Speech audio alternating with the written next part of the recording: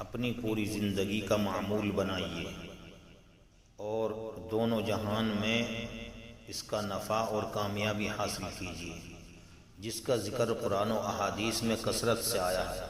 لہذا اپنی پوری زندگی کا یہ معمول ہر فرد کو بنانا چاہیے۔ نمبر 1، صبح و شام 100 مرتبہ استغفر اللہ ربی من کل ذنب واتوب الیہ، یہ استغفار پڑھا جائے۔ دوسرے نمبر پر ایک تسبیح درود شریف کی پڑھ لی جائے، جو بھی درود یاد ہو۔ مختصراً درود یہ ہے: اللہم صلی علی سیدنا و نبینا محمد وبارک وسلم، یہ درود پڑھ لیا کرو۔ تو یہ 5 منٹ میں یہ تسبیحات ہو جاتی ہیں۔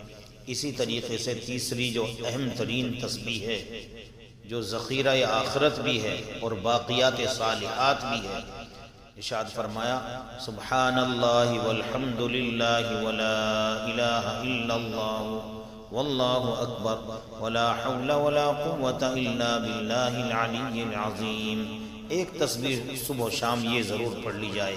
یہ پوری زندگی کا معمول ہمیں بنانا چاہیے، ہر چھوٹے کو، ہر بڑے کو، ہر بچی کو، گھر کے اندر بھی باہر بھی، یہاں تک کہ گھروں کے اندر اپنے معمول کو عورتیں کسی بھی حال میں نہ چھوڑیں، بیمار ہوں، ایام ماہواری ہو، ان میں بھی ان معمولات کو نہ چھوڑیں۔